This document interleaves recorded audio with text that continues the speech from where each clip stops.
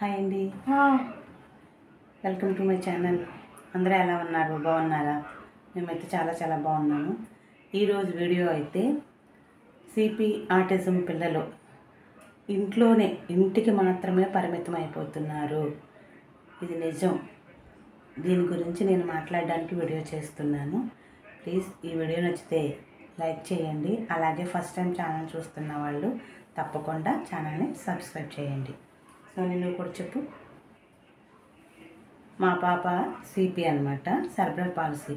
అంటే చిన్న మెదడు యొక్క ఎదుగుదల లేదు. చిన్న మెదడుకి ఒక రకంగా చెప్పాలంటే పక్షవాతం. అది కడుపులో ఉన్నప్పుడే, అంటే ఎవరికైతే ఈ సిపి అంటారో, సెరెబ్రల్ పాలసీ ఉంటుందో వాళ్ళకి తల్లి ప్రెగ్నెంట్గా ఉన్నప్పుడే కడుపులోనే ఒక పిండానికి మెదడు పక్షవాతానికి మైల్డ్గా గురవడం. మైల్డ్గా అంటే కొందరికి ఎక్కువగా ఉండొచ్చు, కొందరికి కొంచెం తక్కువగా ఉండొచ్చు.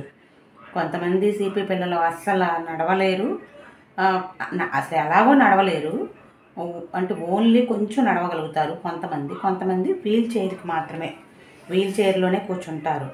ఈ పిల్లలు ఆల్రెడీ మామూలుగానే పాపం బయటికి తీసుకెళ్ళడానికి అవ్వదు వీళ్ళని. ప్రత్యేకించి మనము ఒక మనిషి ఉండాలి తీసుకెళ్ళాలంటే. బయటికి వెళ్ళడమే చాలా తక్కువ వాళ్ళు. అలాంటిది పిల్లల్ని పెట్టుకుని మనము 24 hours వీడియోస్ కానీ, ఇంకా లైవ్ కానీ, లేకపోతే ఇంకా ఎక్కువ ఈ యూట్యూబ్ కానీ, లేకపోతే ఇతర ఏదైనా యాప్స్లో కానీ పెట్టి ఏవైనా మనము చేస్తున్నాం అనుకోండి, అంటే యాక్టింగ్ చేస్తున్నాం అనుకోండి, సపోజ్ ఎవరిని ఉద్దేశించి కాదు, ఇంకా వీళ్ళకి ఇల్లే లోకం అనమాట, ఇల్లే ప్రపంచం అనమాట. అసలుకే బయటికి వెళ్ళడం చాలా తక్కువ. పిల్లల్ని తీసుకెళ్ళాలంటే చాలా ఒక రోజు అంతా ఒక టైం కేటాయించాలి వాళ్ళు రెడీ చేసి తీసుకుని వెళ్ళాలంటే. వీల్ చైర్లో కూర్చున్న పిల్లల్ని అయితే ఎవరో వాళ్ళ ఫాదరే ఉండాలి, ఎక్కువగా వెయిట్ మొయ్యాలి కదా, వాళ్ళ బరువుని లేపి కూర్చోబెట్టడము చైర్లో. తర్వాత ఎక్కడికైనా సినిమాకైనా, షాపింగ్కైనా, ఇంకెక్కడైనా బయటకు పార్కులకైనా తీసుకెళ్ళాలంటే. మా పాప పరిస్థితి అనుకోండి, తీసుకెళ్ళడానికి కొంచెం చేయి పట్టుకోవాలి, ఎవరో ఒకరు చేయి పట్టుకోవాలి. 2 అడుగులు వేస్తుంది అంతే, తర్వాత పట్టుకోకపోతే బ్యాలెన్స్ కుదరదు. పట్టుకునే పార్క్కి వెళ్ళినా, పార్కులో మొత్తం తిరిగినంతసేపు చేయి పట్టుకునే ఉండాలి. ఎక్కడికి తీసుకెళ్ళినా, సినిమాకి తీసుకెళ్ళినా, ఇంకెక్కడికి తీసుకెళ్ళినా చేయి పట్టుకోవాలి. షాపింగ్కి తీసుకెళ్ళినా జారిపోకుండా గట్టి పట్టుకోవాలి. దాని బరువంతా మనం మొయ్యాలన్నమాట, గట్టి చేతితో పట్టుకోవాలి. అయితే మేము ఆపరేషన్ చేయమన్నాము. తనకి రైట్ వైపు లెగ్ కొంచెం ప్రాబ్లం ఉందన్నమాట చెప్పారు స్టార్టింగ్లో. వద్దన్నారు. ఇక్కడ మేము ఆదినారాయణ గారిని అడిగాము, డాక్టర్ ఆదినారాయణ గారు వైజాగ్లో అడిగాము. అయితే సార్ అన్నారంటే, పర్వాలేదు, వద్దు, ఆపరేషన్ చేసే ఇది ఉంటేనే నేను చేస్తాను, అవసరం లేదు, వాకర్ కూడా ఇవ్వద్దు అన్నారు. వాకర్ ఇస్తే వాకర్కి అలవాటు అయిపోతుంది, వాకర్ కూడా ఇవ్వద్దు, నార్మల్గా మీరు నడిపించండి అని. ఆ నార్మల్గా 2 లైన్స్ ఉంటాయి కదా, ఇక్కడ పోల్స్ ఉంటాయి కదా, వాటి మధ్యన అక్కడ ఉంటాయి హాస్పిటల్ దగ్గర, అలా మీరు ఆ డిస్టెన్స్లోనే నడిపించండి అని అన్నారు. నాకేంటంటే నా చేయి పట్టుకోవడం అలవాటు అయిపోయింది. ఆ వాకర్ బదులు నా చేయి పట్టుకుంటుంది, నా చేయి పట్టుకునే నడుస్తుంది, నా చెయ్యి వదలతలేదు, అలవాటు అయిపోయింది. లేదంటే వాళ్ళ డాడీ చేయి పట్టుకుంటారు అంతే. మా చెయ్యి పట్టుకుని నడవడం అలవాటు అయిపోయింది. ఎప్పుడు వదులుతుందా, ఎప్పుడు నడుస్తుందా అని మేము చూస్తున్నాం. 2 అడుగులే కొంచెం వేస్తుందేమో అంతే, కాలు నొప్పులు అన్నా వచ్చేస్తుంది. ఆ కాలు బాగా పెయిన్ లాగేస్తుంది అనమాట, కుడివైపున ఉన్న కాలు. వీళ్ళకి సిపి అంటేనట డాక్టర్స్ చెప్పింది ఏంటంటే, కుడివైపు కానీ, ఎడమవైపు కాలు కానీ, లేకపోతే చేతులు ఇటువైపు అటువైపు, వేళ్ళు చాలామందికి ఇలా వంకరలు తిరిగిపోయి ఉంటాయి, కాళ్ళు కూడా, పాదాలు కూడా వంకర తిరిగిపోయి ఉంటాయి. అలాంటి వాటికి ఆపరేషన్ చేస్తామమ్మ, తినకైతే పర్వాలేదు, బాగానే ఉంది కాబట్టి అవసరం లేదన్నారనమాట డాక్టర్. కొంచెం ఇలాగ కాకపోతే బాగా స్వెట్ పట్టేస్తుంది, చెమట, కాళ్ళకి కూడా పాదాలకు కూడా ఫుల్గా. ఏది ఇటు పెట్టు సోని, చూపించు, నీ పాదం చూపించు. పాదం అయితే చిన్నపిల్లల పాదంలాగా ఎంతే ఉంటుంది, పెరగలేదు. పిల్లలు నడవలేరు కదా, వీళ్ళు నడవరు కదా, అందువల్ల వాళ్ళకి పాదం సైజ్ అసలు పెరగదు. చాలా స్మూత్గా మెత్తగా ఉంటుంది పాదం కూడా. అంటే ఇంకా అలాగ కూర్చునే ఉంటారు కదా. కానీ ఈ పిల్లల్ని పెట్టుకుని మాత్రం అండి, మనం మాత్రం వీడియోస్ మీద ఎక్కువ కాన్సంట్రేషన్ చేయకూడదు. నేను చెప్తున్నాను కదా, ఏదో చేసాము, పిల్లల ప్రాబ్లము ఏదో చెప్తున్నాము, ఇంకా ఇలాంటి పిల్లలు ఉన్న పేరెంట్స్కి తెలుస్తుంది మనం ఏం మెడిసిన్ వాడాము, ఏం ట్రీట్మెంట్ తీసుకున్నాము, ఏమి ఉపయోగం అవుతుంది, యూజ్ అవుతుంది, వాళ్ళకు కూడా వింటారు. లేకపోతే వాళ్ళు ఏం తీసుకున్న ట్రీట్మెంట్స్ కానీ ఏవైనా ఉంటే మనకు చెప్తారు, మనము వింటూ ఉంటాం కదా. మనకి కామెంట్స్ రూపంలో కానీ మెసేజ్లు పంపించినప్పుడు, లేకపోతే వాళ్ళు మనకి ఒక మెసేజ్ పెడితే మనం వాళ్ళ ఛానల్లోకి వెళ్ళి చూసినప్పుడు మనం తెలుసుకుంటాము కొన్ని విషయాలు. ఆల్మోస్ట్ నేను అలాగే చెక్ చేస్తానండి, అలా తెలుసుకుంటాను. ఎవరైనా పేరెంట్స్ అంతే కదా, మన పాపకో బాబుకో ప్రాబ్లం ఉందంటే అవతల వాళ్ళకు కూడా సేమ్ ప్రాబ్లం ఉందంటే వాళ్ళు ఏం వాడుతున్నారు, అసలు ఎలాంటి ట్రీట్మెంట్ ఇచ్చారు, వాళ్ళ ఛానల్లో ఏం చెప్పారు అనేది మనం వెళ్ళి చెక్ చేస్తాం, చూస్తాం. దీనికోసమే తప్పనించండి ఏదో అవతల వాళ్ళని ఇంప్రెస్ చేయాలని మాత్రం పడి వీడియోస్ తీసేసి అదే మళ్ళీ ఇంకా అట్లా ఎడిటింగ్ చేసుకుంటూ కూర్చున్నారంటే పిల్లలు పూర్తిగా మర్చిపోతారు. చెప్తున్నాను కదా, చాలామంది ఇలాంటి పిల్లలు ఉన్న పేరెంట్స్కి కొంతమంది చెప్తూ ఉంటారు, అక్క మీరు స్టార్టింగ్లో వీడియోస్ చేసినప్పుడు పాప బాగుంది, బాబు బాగున్నాడు, బాగా పాడైపోయాడు, మీరు ఎక్కువ వీడియోస్ మీదే దృష్టి పెడుతున్నారు, పాపను పట్టించుకోవట్లేదు, బాబుని పట్టించుకోవట్లేదని చాలామంది మెసేజ్ పెడుతూ ఉంటారు. నేను బోల్డ్ చూశాను.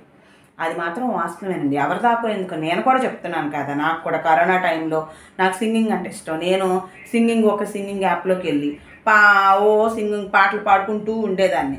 నాకు ఇంట్రెస్ట్ కాబట్టి పాపకి భోజనం పెట్టేదాన్ని, తినేది, అది టీవీ చూసుకుంటూ అలా కూర్చుంది. ఆ కరోనా టైంలో ఫుల్ విపరీతంగా లావ్ అయిపోయింది. అసలు లావ్ అయిపోయింది, దానికి హెల్త్ ప్రాబ్లం కూడా వచ్చేసింది, మానసికంగా మైండ్ మీద కూడా అది చాలా డిస్టర్బ్ అయిపోయింది. దానికి బయటికి వెళ్ళే సిచ్యువేషన్ లేదు, ఇల్లే ప్రపంచం. నేను చూస్తే నేను పాటలు పాడుకుంటూ ఉండేదాన్ని, అది చూస్తే టీవీ చూసుకుని పొద్దుస్తమానం ఉదయం నుంచి సాయంత్రం టీవీ చూసి దాన్ని బోర్ కొట్టేసి ఇంకా నైట్ టైం నిద్ర పట్టక చాలా ప్రాబ్లం ఫేస్ చేశాము. 1 month వరకు పడుకోకుండా చాలా స్ట్రగుల్ అయింది. తర్వాత హాస్పిటల్ తీసుకెళ్ళి దానికి సంబంధించిన మళ్ళీ మెడిసిన్ వాడి ఒక్క లైన్లో తెచ్చేటప్పుడు తల ప్రాణం తోక్కొచ్చింది మాకు. సో నేను ఈ తమ్మైలు పెట్టినప్పుడు మాత్రం చాలా అసలు ఏడ్చాను అనుకోండి, చాలా బాధపడ్డా, చాలా ఇదయ్యాను.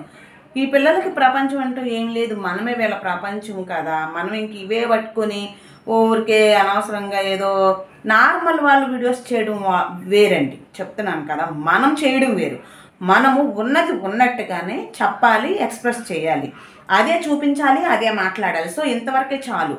ఇది పిల్లల గురించి, వాళ్ళ హెల్త్ గురించి మనం చెప్పడానికి మనం ఒక యాప్ అంటే మనం ఈ విషయాన్ని చెప్పడానికి ఛానల్ పెట్టుకున్నాము. అదే మన మైండ్లో ఉండాలి, అదే థాట్తో కూడా మనం వీడియోస్ చేయాలి. అలా చేసినప్పుడే మనము మంచిగా ప్రజెంటేషన్ ఇచ్చినట్టండి నా దృష్టిలో మాత్రం. అలా కాకుండా మనము వీడియోస్ చేయాలి, మనం ఇంకేదో బాగా ఇతరులని ఇది చేయాలి, లేకపోతే ఛానల్ చూసినప్పుడు బాగా ఇదిగా కనిపించాలి, లేకపోతే అలా మాట్లాడాలి, మనం ఓన్గా ఏవో క్రియేట్ చేసుకోవాలి అంటే పిల్లల్ని మాత్రం వదిలేస్తాము. ఇది మాత్రం నా అనుభవం. ఇంకా నేను అనుభవించింది చెప్తున్నాను. అది నేను ఏ యాప్ అయినా, సోషల్ మీడియా అంటే ఏ యాప్ అయినా ఒకటే, దేనిలో ఏదైనా ఒకటే, ఇదైనా అదైనా ఏదైనా ఒకటే.